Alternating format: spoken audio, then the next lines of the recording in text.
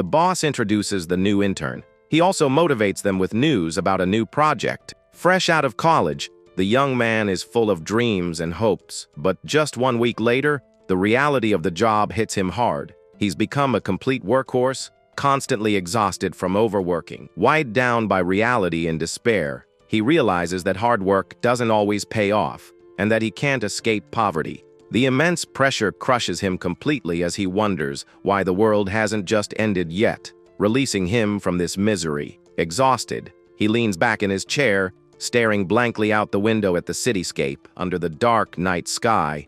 He decides it's time to sleep, even though he'll just be exploited again tomorrow. He feels like a pack animal in this world. As he rests, he wishes for the world to be blown up by aliens. Suddenly, a strange sound catches his attention. A notification appears, telling him he has activated the perfect life system. He looks at it, completely bewildered. The interface shows his name and stats as a level 0 intern. It promises to help him experience the perfect life in all its glory.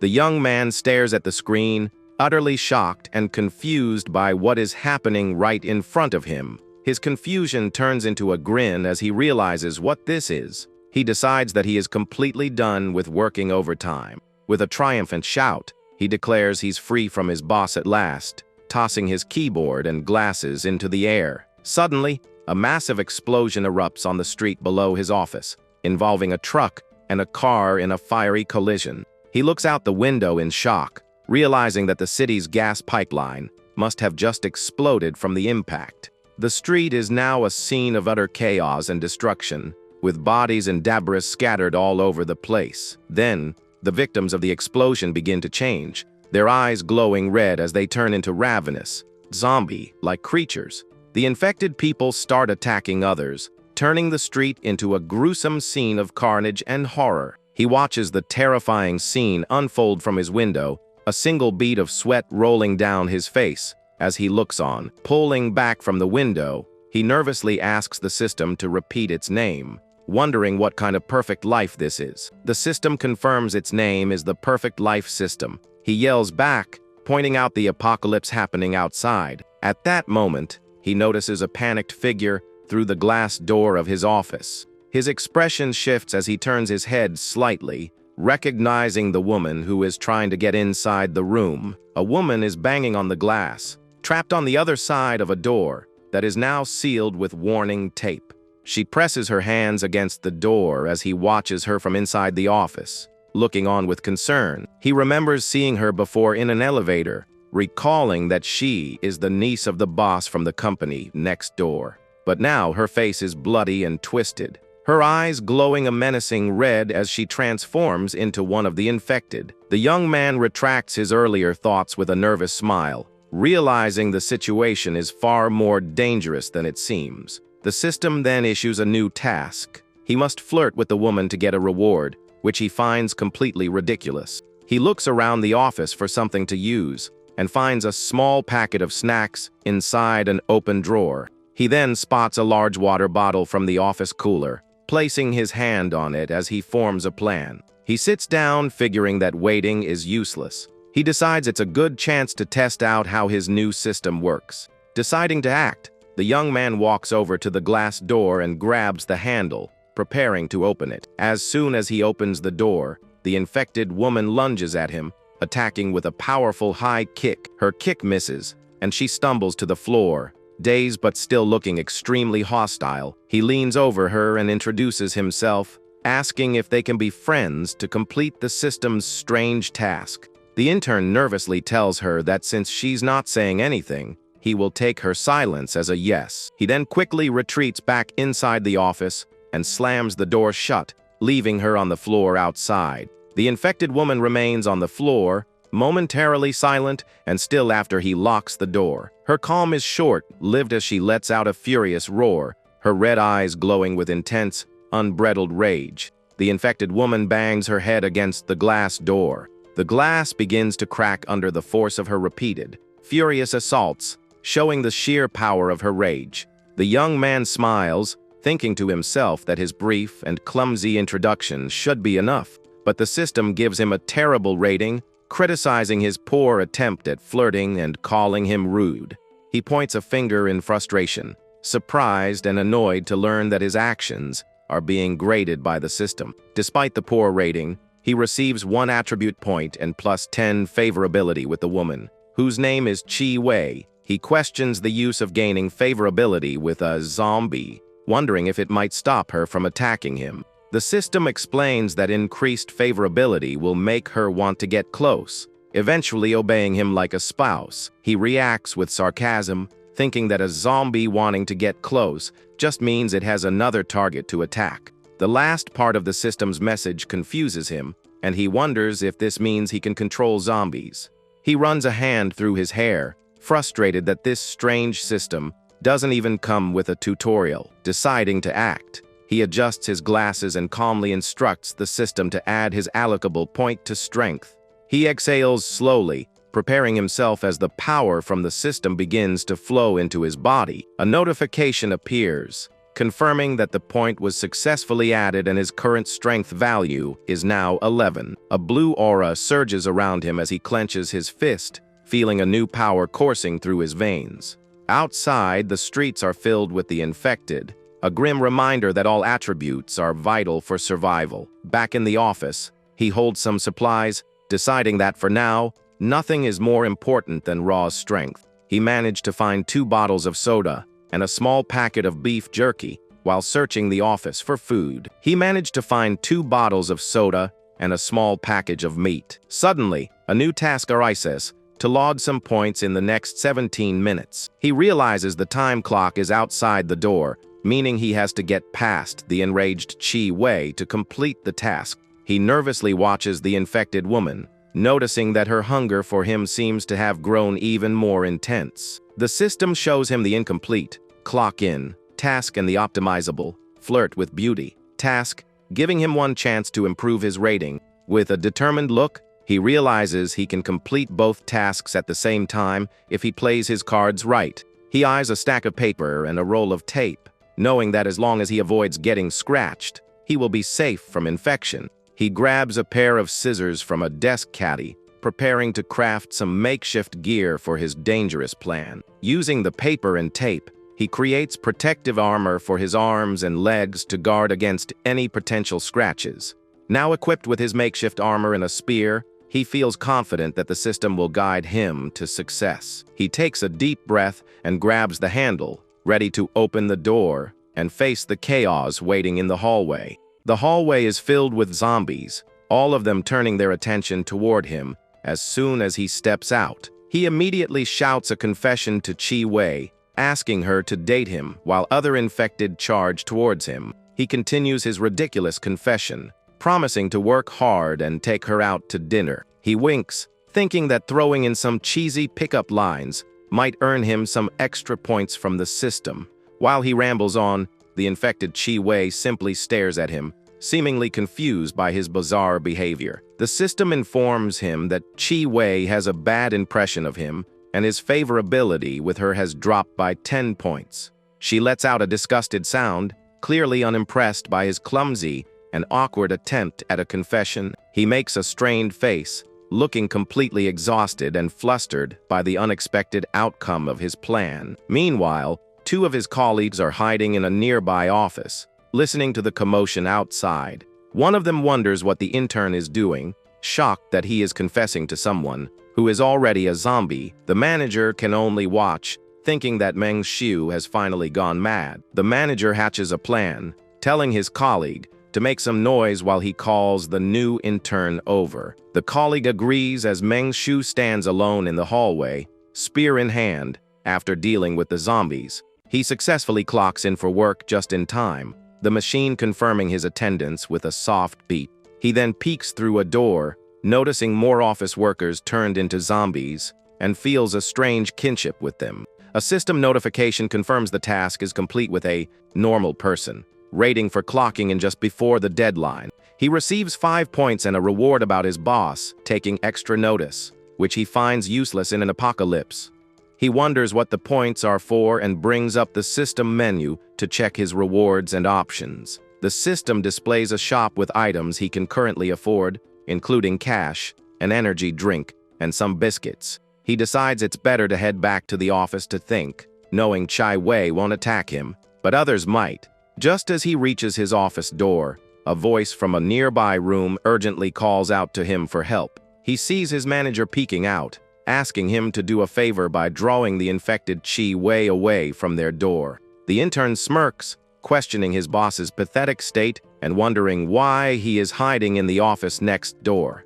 Believing that more people means more strength, he decides to see what kind of trouble his leader is in. The manager opens the door wider, greeting the young man with a suspicious and overly friendly smile. But as soon as he steps past the doorway, his boss slams the heavy door shut, locking him outside. The man thanks him for the distraction, promising a big promotion after the virus wave is over. Now trapped in the hallway, Meng-su finds himself face to face with the infected Chai Wei, who slowly turns to him. He smiles and calls his boss a clown, not at all surprised by the betrayal. The system then congratulates him for getting his boss's attention and reminds him not to go against his superiors. It suggests that everyone return to their respective offices and get back to work.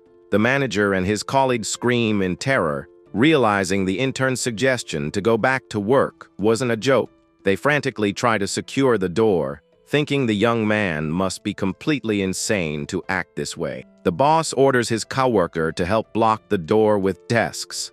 Desperate to keep the intern from getting in, he yells at his panicked colleague to hurry up, urging him to push harder against the door. But Meng-su easily kicks the door open, sending his boss flying and knocking over the makeshift barricade. He calmly walks in with a grin, cheerfully greeting his manager and the other employee as if nothing happened. The manager, now on the floor, nervously tries to explain himself, but the young man simply ignores him. The intern waves goodbye and casually leaps out of the nearby window, leaving his two colleagues behind. The manager and his coworker are left completely stunned and confused by his bizarre and unpredictable actions. Outside, the infected Chai Wei watches him jump out the window and quickly follows, leaping after him. She watches him intently as she falls, her eyes focused solely on him as they both plummet towards the street. The young man uses his spear to slow his descent by scraping it against the building's wall.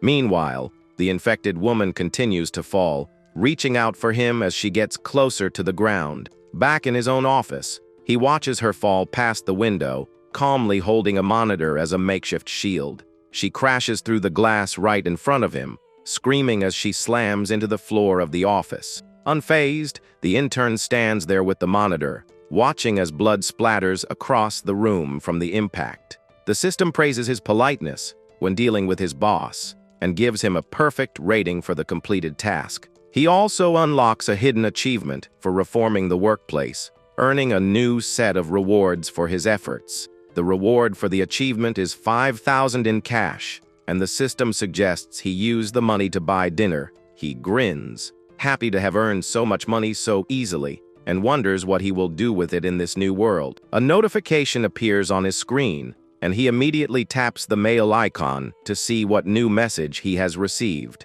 He opens a job recommendation letter from the system, which promises to give him a brand new part-time job. He gets excited, wondering if he can finally choose a cool profession, and eagerly confirms he wants to use the item, but instead of a powerful class, he gets the new part-time job of a flyer distributor. Much to his disappointment, he stares in disbelief, questioning if his new job is really just to hand out flyers in the middle of a zombie apocalypse. The streets outside are filled with chaos and destruction, making the idea of distributing flyers seem completely absurd. He leans back in his chair, sarcastically praising the system for its amazing and totally practical job recommendation. The system then offers him 3 different flyer distribution tasks, each with its own set of unique rewards. He decides against the real estate job, thinking only an idiot would choose cash, and opts for the fitness club task instead. The system scolds him for choosing the easier task with fewer flyers, reminding him that hard work brings rewards. A notification explains that leveling up his new profession will grant him attribute points, skill points, and special skills. He gets up from his chair, remembering the system's words about a long journey starting with a single step. He feels a renewed sense of purpose, hoping this system will help him survive the apocalypse and rebuild civilization. The task is officially selected, and he now holds a stack of 500 flyers, ready to begin his new job. He rolls up his sleeves, ready to get to work and complete the strange, but potentially rewarding task. He steps out into the hallway and finds Chi Wei waiting for him, her expression as hostile and menacing as ever. As soon as he tries to speak to her, his favorability with her plummets, dropping by a massive 50 points. He tries to be more polite, calling her Ms. Chi, causing his popularity to fall even further. He shouts, while his popularity continues to plummet with each failed attempt to communicate with her. He stands alone in the now empty hallway, muttering to himself that it's a shame she's judging him so superficially. He tries to wave hello, but even that simple gesture causes his favorability with the infected woman to drop further. Suddenly, he hears cries for help and sees his former colleagues being attacked by the newly zombified Chi Wei. He walks toward them, pointing out that his manager tried to harm him first, so he has no reason to have a bad impression of him. With a sinister grin, he holds up the flyers, ready to complete his task by distributing them to his new customers. He cheerfully asks his former boss and the infected woman if they are interested in signing up for a gym membership. The zombified manager lunges at him, but the intern easily dodges, causing the zombie to crash into the other man. The system warns him that throwing flyers at customers is rude behavior and will affect his task rating if he continues. He laments that his former colleagues tried to harm him, and besides, he has a way for them to find new employment. He then points out that his other former colleague won't be able to work without legs, hinting at a grim fate for him. The intern stands over his fallen coworker, calmly telling him that for this new job, he is going to need his legs. He turns his head slightly, giving a silent command to the infected Chi Wei, who seems to understand his intentions. With a smirk, he announces that he will take them with him to sweep the building and find more potential customers. Meanwhile, a woman scrolls through her phone, looking at old news reports about the initial stages of the outbreak. She watches a video from 6 days ago, showing the first signs of the zombie apocalypse as it began to unfold. Hiding in a small room, she wonders how the world ended up like this, questioning what went wrong so quickly. She cries in despair, remembering the news reports that said the symptoms first appeared. A zombie slams against her door, and she covers her mouth in terror. Realizing that the infected are getting closer, the zombie's mouth opens wide, letting out a terrifying roar as it continues to pound on the fragile door. Suddenly, she hears a voice from the other side of the door, asking if she is interested in swimming and fitness. She wonders if the gentleman locked in the room with her is also interested in joining the gym. The woman inside is completely baffled by the strange man trying to sell gym memberships outside her door. She crouches in fear, wondering what he means by quality customer. As he continues to shout about his flyers, she cautiously opens the door a crack, her hand trembling as she tries to peek outside to see what is happening. She sees the intern calmly talking to 2 zombies, holding a leash attached to them, as if they were his pets. The woman watches in disbelief, her eyes wide with a mix of terror and utter confusion at the bizarre scene. The young man continues his sales pitch, explaining that his club is specially designed for white-collar zombies. He tells the zombies that they need core competitiveness, and that learning to swim will make it easier to bite people. He then tries to motivate them by talking about their dreams, offering a free trial session if they sign up. The woman falls to the floor, her mind struggling to process the completely surreal scene unfolding before her. She cries, thinking she must be hallucinating from the stress of being trapped in the middle of a zombie apocalypse. She grabs her phone, deciding to record her last will and testament in case she doesn't survive this strange encounter. She types a message, convinced she has either gone crazy or that working people have finally been tortured into insanity. Having failed to recruit any new members, the intern decides his 2 zombie companions are now useless to him. He holds the leashes, telling his zombie companions it's time to go. He walks down the hallway with his 2 guide dogs, using them to scout ahead and affect the agility of other zombies. He compares his strategy to video game terminology, calling it positioning, as he uses his zombies to his advantage. He returns to his office with a plastic bag, having successfully gathered some supplies from around the building.